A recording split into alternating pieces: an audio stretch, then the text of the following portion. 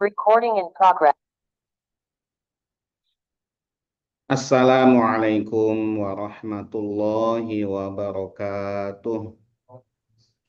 Waalaikumsalam warahmatullahi wabarakatuh. Bismillahirrahmanirrahim. Alhamdulillahirabbil alamin. Wa bihi nasta'in ala umurid dunya waddin. Wassalatu wassalamu ala asyrafil anbiya wal mursalin. Sayyidina wa maulana Muhammadin wa ala alihi wa ashabihi ajma'in. Wala hawla wala quwwata illa billahil aliyyil azim.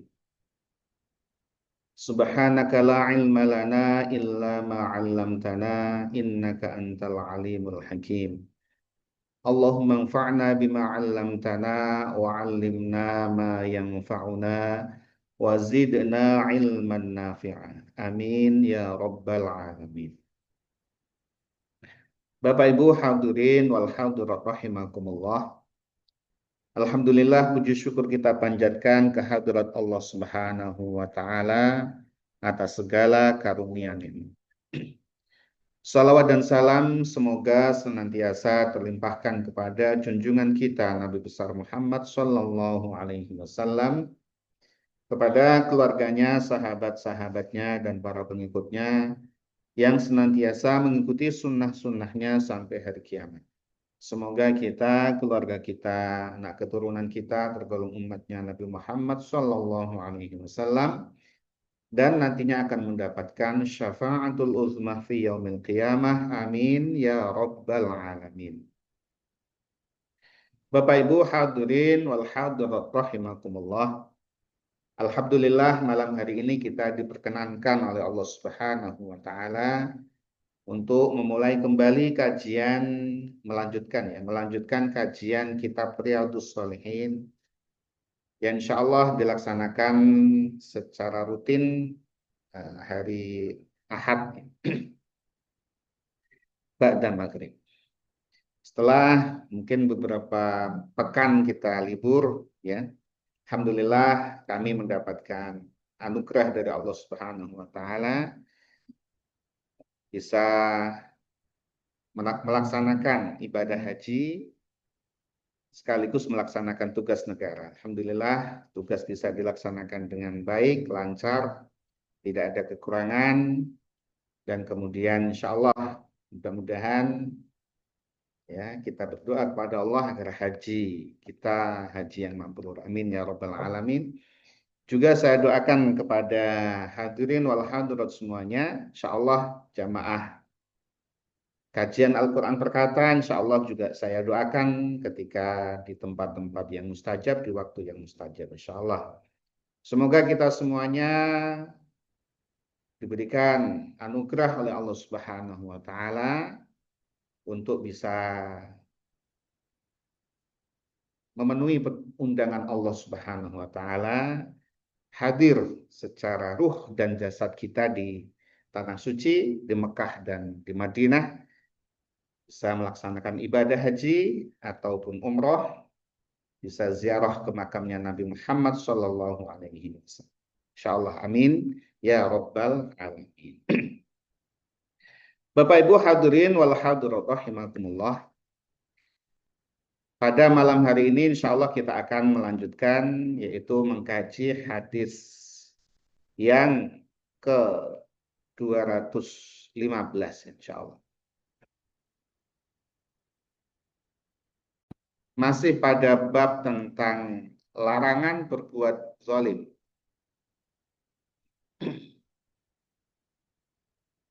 Bismillahirrahmanirrahim. Qala al-muallif rahimahullahu ta'ala wa nafa'ana bihi wa bi'ulumihi fid dharain amin. Wa an Abi Bakrah, dari sahabat Abu Bakrah. Ini nama kunyah. Ya. Di Arab memang kebiasaannya memanggil dengan nama kunyah, ya, untuk menghormatinya, gitu. Tidak langsung namanya. Nufai bin Al-Haris. Namanya adalah Nufai bin Al-Haris. Ini sahabat asalnya dari Taif. Dari Taif. Taif itu termasuk dataran yang sejuk ya di Arab Saudi. Jadi dari Mekah itu panas, ke Taif itu sejuk. Bisa kalau di Mekah tidak tahan di luar, kalau di Taif itu ingin di luar itu sejuk. Daerah subur. Beliau meriwayatkan hadis sebanyak 132 hadis. Beliau wafat dimakamkan di Basrah tahun 52 Hijriah. Itu daerah Suriah ya, yang sekarang terlibat perang saudara ya. Radhiyallahu anhu, semoga Allah meridhoi sahabat Abu Bakrah. Anin Nabi sallallahu alaihi wasallam, dari Nabi Muhammad sallallahu alaihi wasallam, qala, beliau bersabda. Jadi latar hadis ini adalah ketika Rasulullah sallallahu alaihi wasallam melakukan haji terakhir ya, haji wada, yaitu pada tahun ke-10 Hijriah. Beliau berangkat di akhir bulan Dzulqa'dah ya, beberapa hari sebelum Zulhijjah, karena perjalanan dari Madinah ke Mekah itu beliau tempuh selama kurang lebih 8 hari. Dulu 8 hari ya, naik dari Madinah ke Mekah 8 hari. Naik onta ya, ada yang jalan kaki gitu ya. Terbayang panasnya ya, Masya Allah. Sekarang hanya 4 jam, naik kendaraan 4 jam. Itu Rasulullah 8 hari ya. Pada saat itu beliau haji bersama 124.000 kaum muslimin. Masya Allah ya. Awalnya hanya satu saja, yaitu Nabi Muhammad SAW, dakwah beliau di Mekah hanya beliau sendiri. Kemudian beliau ngajak istrinya, ngajak sahabat-sahabat terdekatnya, ya, keluarga terdekat, beberapa gelintir orang. Sampai peristiwa hijrah, yaitu 13 tahun dakwah di Mekah, itu tidak sampai 100 sahabat yang mengikuti beliau. Tidak sampai 100. Ya, karena yang hijrah hanya sekitar 70 orang, ya. Kemudian diikuti satu persatu. Jadi kurang lebih segitu. Kemudian di akhir dakwah beliau, menjelang akhir dakwah beliau, peristiwa haji wada, beliau berhaji bersama 124.000 kaum muslimin. Ya. Loncatannya sangat tinggi sekali. Ya. Ada yang menyebutkan 144.000 kaum muslimin. Sukses Rasul.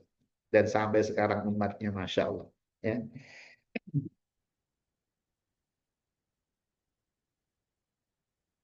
Ini masih banyak jamaah haji Indonesia ya, 200.000, 223.000 tahun ini. Masih banyak jamaah haji Indonesia. Iya, semua adalah umatnya Nabi Muhammad SAW. Nah ini beliau sampaikan ya, bukan saat khutbah wada, khutbah di Arafah, tapi beliau sampaikan saat di hari ke-10-nya, yaitu saat Yaumun Nahr. Ya, agar kita ya memahami hadis itu ya, melihat dulu latarnya seperti apa. Beliau sampaikan di saat beliau setelah melempar jumroh Aqobah. Jadi setelah jumroh Aqobah kemudian ada penyembelihan. Ya, penyembelihan itu pada hari Nahar. Kalau kita adalah Idul Adha, tanggal 10 Hijriah. Beliau bersabda, Inna zamana qad istadara. Sesungguhnya waktu, zaman, yang dimaksud ini adalah waktu yang Allah tetapkan di bumi ini. Qad istadara, ya, terus berputar, ya. Waktu itu terus berputar. Kahayatihi, sebagaimana kondisinya yauma khalaqallahu samawati wal arda, yaitu kondisi pada hari atau pada saat Allah Subhanahu wa taala menciptakan langit-langit dan bumi. Ya. Allah menciptakan langit-langit dan bumi. Langit-langit itu kenapa? Karena bumi itu satu, ya. Sementara ruang angkasa itu setelah penelitian terus berkembang itu berlapis-lapis. Galaksi-galaksi itu berlapis-lapis, masya Allah. Ya, padahal Nabi ya tidak pernah belajar astronomi secara langsung, tidak pernah membaca buku, literatur, mengkaji, tidak pernah Rasul belajar kepada guru, tidak pernah. Ya. Membaca buku tidak pernah, Rasul tidak pernah baca buku. Mungkin nggak baca buku, beliau ummi. Memang Allah kehendaki Rasulullah SAW itu ya tidak bisa membaca dan tidak pernah belajar kepada guru. Ya ini bukan kemudian oh kalau gitu kita nggak usah begitu, kita ikuti Nabi, enggak. Karena ini keistimewaan dari Allah Subhanahu wa taala kepada Nabi, bagaimana seorang yang tidak memang Allah kehendaki tidak membaca, tidak bisa membaca, tidak bisa menulis, tapi menyampaikan wahyu Allah Subhanahu wa taala, menyampaikan Al-Qur'an dan hikmah itu hadis-hadis Nabi dengan tata bahasa yang rapih dan mengandung makna yang dalam. Itu kalau bukan dari Allah Subhanahu wa taala, ya tidak bisa seperti itu. Kalau kita harus melalui tahapan belajar, membaca. Meskipun Allah Subhanahu wa taala bisa saja memberikan ilmu kepada seseorang tanpa jalur belajar, bisa. Allah Maha menghendaki. Seorang yang tidak pernah belajar tiba-tiba menjadi alim, itu Allah kehendaki bisa. Siapa di antaranya? Yaitu adalah Nabiullah Khidir. Yang Nabi Musa alaihissalam ya diperintahkan Allah untuk belajar kepadanya. Belajar kepada Nabi Khidir. Kembali ke konteks, sesungguhnya waktu, zaman itu terus berputar. Sebagaimana Allah ciptakan langit-langit dan bumi. Sebagaimana kondisi ketika Allah ciptakan langit-langit dan bumi itu. Jadi ketika Allah ciptakan langit dan bumi itu sudah settle dengan waktunya berputar seperti itu. Ya, Allah Maha Pencipta ya. Ciptaannya itu sangat detail. Mencipta tanpa contoh itu Allah. Kalau kita mencipta dengan mencontoh. Kemudian Rasulullah lanjutkan as-sanatu. Ya, as-sanatu 1 tahun ya. Menguatkan tadi itu perputarannya seperti apa dibagi zaman-zaman itu. 1 tahun adalah isna asyara syahron, terdiri atas 12 bulan. Itu udah Allah tetapkan. 12 bulan. Minha di antara 12 bulan itu arba'atun hurumun, ada 4 bulan yang diharamkan atau 4 bulan yang dimuliakan. Jadi kenapa disebut haram? Karena dimuliakan. Haram. Dimuliakan dari apa? Dari pelaku kezaliman. Dari berlaku maksiat. Dari memulai peperangan. Jadi haram ketika pada bulan-bulan yang dimuliakan itu melakukan peperangan. Yang lebih ini adalah memulai peperangan itu yang diharamkan. Jadi kalau mau perang jangan di bulan itu maksudnya itu. Hindari bulan-bulan itu. Tapi kalau kita diserang dalam kondisi yang diserang ya kita ya meskipun di bulan haram ya bisa kita lawan. Tapi memulainya itu jangan. Ya, memulai itu jangan. Salasun mutawaliyatun 3 bulan diantaranya itu adalah berturut-turut. Dzulqa'dati yaitu bulan Dzulqa'dah, wa Dzulhijjati dan bulan Dzulhijjah, wal Muharramu dan bulan Muharram. Kita saat ini masih di bulan Hurum, bulan yang disucikan. Yaitu 3 bulan berturut-turut, Dzulqa'dah, Dzulhijjah dan bulan Muharram. Bulan di mana diharamkan melakukan peperangan. Itu terjadi ya tradisi Arab itu memang begitu. Tapi mereka beberapa suka melanggar. suka melanggar. Jadi kalau mereka ingin, bahkan mereka mencoba merubah-rubah gitu. Kalau ingin perang di bulan Rajab, ya lakukan perang itu. Kemudian bulan Sya'ban dikatakan sebagai bulan suci. Jadi bulan setelahnya sudah kita berhenti, jangan perang. Ya, gencatan senjata atau apa begitu ya. Kita sepakat untuk tidak perang di bulan Sya'ban. Di bulan Rajabnya mereka perang. Ya. Sehingga ya begitulah sesuka-sukanya. Nah, dengan hadis ini maka Rasulullah SAW tetapkan bahwa bulan yang diharamkan itu tidak berubah, yaitu tetap 4 bulan itu, dan sudah disebutkan oleh Rasulullah ini bulan-bulannya apa saja. Dzulqa'dah, Dzulhijjah, Muharram. Wa Rajabu, dan bulan Rajab, Mudhar. Ya, ini disandingkan, diisnadkan dengan suku, salah satu suku di Arab, suku Mudhar. Ya, di antara suku-suku Arab ini, suku Mudhar itu yang paling getol untuk tidak melanggar, ya. Maka kemudian disandingkan dengan Mudhar. Suku-suku lain itu kadang-kadang suka bablas gitu ya, melanggar batas. Bulan Rajab alladzi baina Jumadai wa Sya'bana, yaitu di antara bulan Jumadil Akhir dan bulan Sya'ban, itu bulan Rajab. Bulan yang diharamkan. Nah, ibadah pada bulan-bulan haram ini itu adalah lebih banyak pahalanya. Lebih banyak dilipat gandakan pahalanya, lebih banyak. Demikian pula melakukan kemaksiatan di bulan-bulan yang diharamkan ini juga dilipat gandakan. Gitu ya. Kemudian Rasulullah bertanya, "Ayyu syahrin hadza?" Bulan apa ini? Nah, ini Rasulullah bertanya bukan dalam arti beliau tidak tahu bulan itu, tapi ini adalah pertanyaan lit takrir namanya. Pertanyaan untuk menguatkan. Tidak ada pertanyaan yang demikian. Bukan berarti Rasulullah nggak tahu ini bulan apa. Rasulullah bertanya kepada sahabat, ini bulan apa? Sebagaimana kalau seorang guru bertanya kepada muridnya, pertanyaan yang untuk menguatkan, bertanya tapi maksudnya adalah supaya mahasiswa lebih atau muridnya itu lebih memahami, lebih kuat hafalannya. Ya ditanya supaya oh ya gitu. Atau jargon kita kan begitu ya. Siapa kita? Biasanya kita nggak tahu itu siapa kita kan gitu. Kan begitu. Siapa kita ya? Kita Indonesia kan gitu ya. Jadi itu jargon untuk oh ya kita Indonesia. Gitu ya. Bulan apa ini? Rasulullah bertanya kepada para sahabat. Kulna, kami menjawab.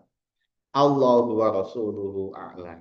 Allah dan Rasulnya yang lebih tahu. Yaitu sahabat-sahabat ya. Tawaduk kepada Nabi. Bukan ya, Allah ini bukannya udah tahu di bulan apa nanya begitu ya. Karena peristiwa itu adalah peristiwa haji kan. Peristiwa haji itu. Dan Rasulullah belum apa namanya? Belum selesai ikhramnya. Dia pakai ikhram tuh. Ya, di tanggal 10 Zulhijjah.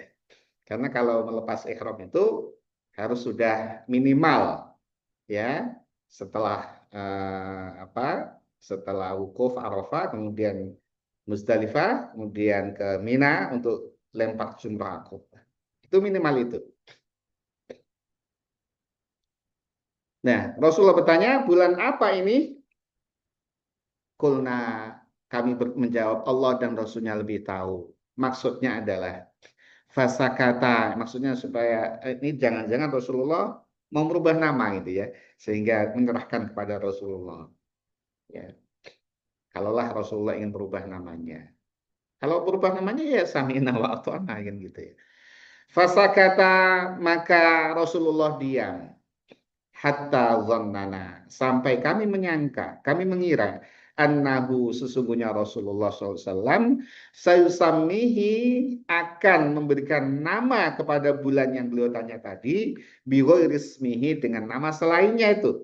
Ini bulan Dzulhijjah. Ya, jangan-jangan nanti Rasulullah menamakan bulan yang lain gitu. Karena spesifik di Al-Quran kan tidak disebutkan nama-nama spesifik bulan itu. Itu disebutkan oleh Rasulullah SAW. Qala, beliau bersabda, Alaisa Dzulhijjah? Itu bertanya lagi. Bukankah bulan ini adalah Dzulhijjah? Itu sekali lagi bukan karena Rasulullah tidak tahu, tapi mengukuhkan. Jadi di apa namanya dikuatkan ininya. Apa di balik itu nanti Rasulullah menyampaikan? Apakah bukankah ini bulan Dzulhijjah? Kulna bala. Kami menjawab betul ya Rasulullah. Maka kalau pertanyaannya alaisa, jawabannya bala.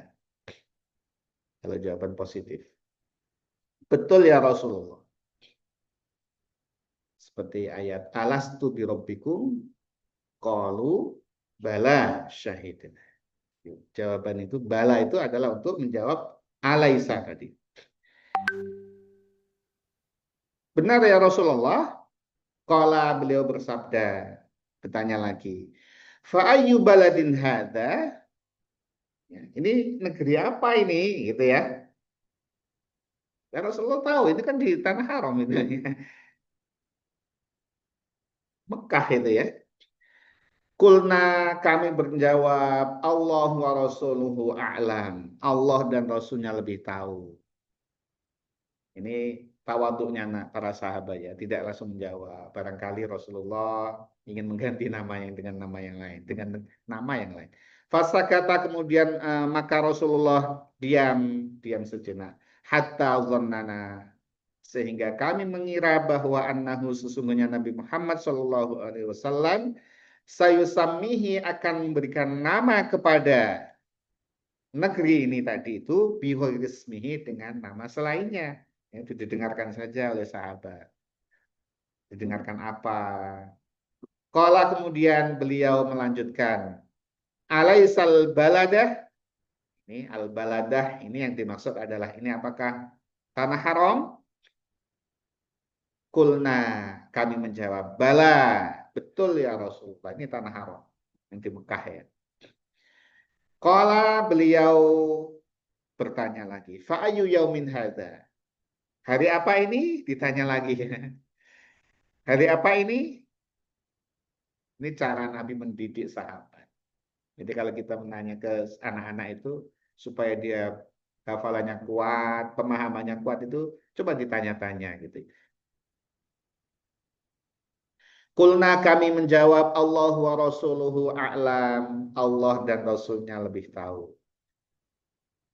Tapi kalau nanya ke murid, kita sebagai murid ditanya guru ya jangan gitu ya. Maksudnya kalau apa ini dimaksud? Ah, Bapak lebih tahu ya kan gitu.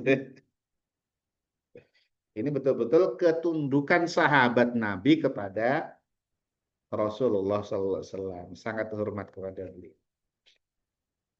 Fasakata kemudian beliau diam.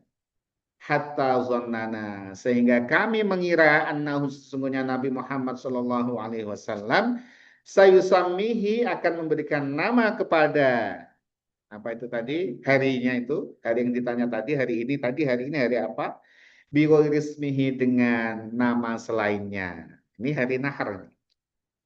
Qala beliau bersabda Alaysa yauman nahar bukankah hari ini adalah hari nahar. Kulna bala. Betul ya Nabi. Ya.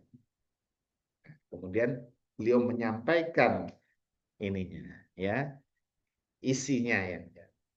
Qala beliau bersabda, fa inna dima'akum. Sesungguhnya darah kalian. Wa amwalakum dan harta-harta kalian. Sesungguhnya darah-darah kalian dan harta-harta kalian. Di, apa ini darah diharamkan untuk ditumpahkan, apalagi pembunuhan. Harta juga diharamkan untuk dizolimi, dicuri, atau diambil, atau dimanfaatkan tanpa seizin yang punya. Sungguhnya darah-darah kalian, harta-harta kalian, wa a'radakum dan kehormatan kalian, alaikum wa ya kepada kalian itu haramun, haram. Jadi haramkan. Haram itu maksudnya adalah diharamkan untuk melakukan kezaliman. 'Kalian. Kahurmati yaumikum hadza, sebagaimana diharamkannya hari kalian ini. Jadi hari ini diharamkan, hari yaumun nahar tadi. Fi baladikum hadza, di negerimu, negeri kalian ini. Itu tadi dikembalikan kepada pertanyaan awal tadi. Ini bulan apa? Ini negeri apa? Ini hari apa? Gitu ya. Sudah kemudian tahu semuanya ini, bahwa darah-darah kalian, harta-harta kalian, kehormatan kalian itu haram. Ya, hukumnya haram itu artinya terlindungi. Jadi tidak boleh saling menumpahkan darah, ya, saling melukai, apalagi membunuh. Haram. Harta juga terlindungi. Jadi dijamin oleh Islam. Ya, kalau mengambil sedikit pun tanpa izin dari pemiliknya itu sudah haram. Kemudian kehormatan, ya, jangan melecehkan seseorang, ya, merendahkan seseorang, menghina seseorang, nggak boleh, haram. Apapun kondisinya, karena kita tidak tahu. Jangan-jangan orang yang kelihatan secara kasat mata oleh manusia, ya, tidak punya jabatan, tidak punya harta, kelihatannya begitu-begitu saja, tapi dia kekasihnya Allah Subhanahu wa taala. Kita tidak tahu. Ya. Ada salah satu kekasih Allah Subhanahu wa taala yang bernama Uwais. Uwais Al-Qarni. Uwais itu kerjaannya adalah sebagai tukang gembala kambing. Tukang gembala kambing, menggembalakan, bukan dia itu punya kambing, bukan. Dia itu karyawan. Orang dibayar orang untuk menggembalakan kambing. Itu kerjaan sehari-harinya Uwais. Ya, di masyarakatnya ada dia apa ya, begitulah. Kalau ada undangan kadang ketinggalan gitu ya, tidak diundang. Kalau datang tempatnya juga tidak disediakan untuk Uwais. Ada pembagian ya didapat, kadang juga tidak. Ya begitulah namanya rakyat kecil, itu Uwais. Tapi Rasulullah SAW sampai berpesan kepada Sayyidina Umar, nanti kalau ketemu Uwais, berikan salamku kepadanya dan engkau minta doa kepadanya. Itu kalau bukan orang bukan orang hebat, itu tidak akan Rasulullah memberi pesan kepada Sayyidina Umar. Ini Sayyidina Umar. Sehingga kemudian pesan itu dipegang oleh Sayyidina Umar, ketemu Uwais itu setelah beliau jadi khalifah. Jadi pesan Nabi sampai beliau jadi khalifah itu tuh dicari setiap bulan haji itu dicari. Namanya Uwais ini yang mana itu? Ya, tanya-tanya terus. Oh, dari sana itu, dari suku Quraisy. Setiap ada rombongan dari suku Quraisy itu ditanya oleh Sayyidina Umar. Beliau jadi khalifah. Ada namanya Uwais bersama kalian? Satu ketika Uwais ikut bersama rombongan itu di musim haji. Ada bersama kalian namanya Uwais? Ya, kepala sukunya kayaknya curiga itu. Kok nanya Uwais gitu ya. Bukan kami saja, wahai khalifah. Kami kan yang ini, kepala suku, atau kami kan kepala rombongan. Kok nanya Uwais? Ya, seperti ditanya Uwais. Uwais itu ada di sana, sedang mengurus hewan-hewan kami. Maka diminta untuk ditemukan, ketemu sama Uwais. Sayyidina Umar menyampaikan salam dari Nabi Muhammad SAW dan minta doa kepadanya. Ya, akhir cerita itu Uwais itu ketika wafat itu banyak sekali rombongan tamu datang ke rumahnya untuk mengurus jenazahnya. Sampai penduduk sekitar itu kok banyak sekali orang ya. Kok bisa begini itu Uwais? Orang berbaju putih. Dan itu adalah setelahnya itu disampaikan itu adalah para malaikat. Jadi kedudukan Uwais itu ya menjadi kekasih Allah, meskipun di mata manusia dia adalah seorang yang rakyat jelata. Barangkali ya orang yang membersihkan toilet kerjaannya, tukang sapu dan sebagainya, dia kekasih Allah. Kemudian kita hardik dia, kita hinakan dia atau kita sakiti hatinya, dia mengadu kepada Allah Subhanahu wa taala, Allah diadukan kekasihnya, tentunya Allah akan menindak kita. Jadi jangan sembarangan itu ya. Maka itu kita tidak tahu siapa di antara yang ada di depan kita itu, di antaranya kekasih Allah Subhanahu wa taala. Jadi haram. Wasatal kuna, dan kalian akan bertemu Rabbakum kepada Tuhan kalian, fayas alukum, maka Tuhan kalian akan menanyakan kepada kalian an amalikum, dari amal-amal kalian. Ala ingatlah, fala tarji'u, jangan kalian kembali ba'di setelahku ini, kuffaron, dalam kondisi kafir, yadribu ba'dukum riqaba ba'd, yang kalian antar satu dengan yang lain itu saling membunuh.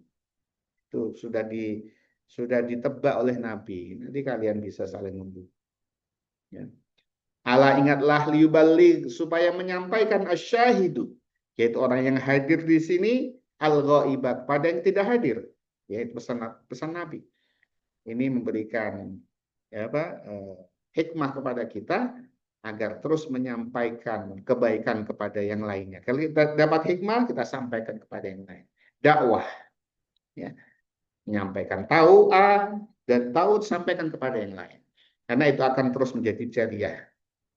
Fala'alla ba'daman, ya, barangkali bisa jadi, ya, sebagian di antara orang itu, ya, belughuhu, yang menyampaikannya, ayyakuna, dia lebih, ya, ayyakuna au alahu, dia lebih paham min ba'di man sami'ahu, daripada orang yang mendengarkannya. Bisa jadi, ya, nanti yang mendengarkan ini menyampaikan kepada generasi berikutnya atau kepada orang lain yang menerimanya itu lebih paham. Ini maksudnya kenapa demikian? Ya, karena memang sahabat-sahabat itu tidak semua fokus kepada belajar, kepada ta'allum, kepada belajar. Nah, menyampaikan ke generasi tabi'in. Di sana nanti ada Imam Abu Hanifah, ada Imam Syafi'i, ada Imam Malik yang istimbatnya, ya, menggunakan ilmu yang luar biasa. Kenapa? Fokusnya ke sana, fokusnya ke ta'allum tadi, ke belajar, ke mengkaji. Kalau sedangkan para sahabat sebagian besarnya fokusnya ke jihad, ke dakwah, menyampaikan apa yang diterimanya dari Nabi Muhammad SAW. Tapi bagaimanapun juga, derajat para sahabat tidak akan bisa disamai oleh generasi setelahnya. Kenapa? Karena mereka bersentuhan langsung kepada Nabi Muhammad SAW. Summa qala, kemudian beliau bersabda, ala hal ballagtu, ya, ingat, ya, apakah aku telah menyampaikan? Ya, itu. Apakah telah aku sampaikan? Kulna, kami menjawab, na'am, iya ya Rasulullah. Qala, beliau bersabda, Allahumma syahad, ya Allah, saksikanlah bahwa aku telah menyampaikan ini pada umatku. Tuh. Pesan beliau di tanggal 10 Dzulhijjah, di tahun 10 Hijriah. Muttafaqun alaih. Hadis ini adalah riwayat Imam Bukhari dan Imam Muslim. Bapak Ibu hadirin wal hadirat rahimakumullah. Ya, demikian kajian Kitab Riyadhus Shalihin untuk malam hari ini.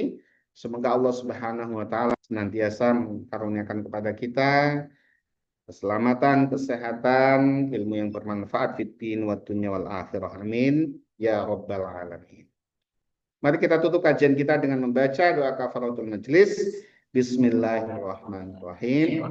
Subhanallah wa bihamdika asyhadu an la ilaha illa anta astaghfiruka wa atubu ilaik. Wassalamualaikum warahmatullahi wabarakatuh. Waalaikumsalam warahmatullahi wabarakatuh.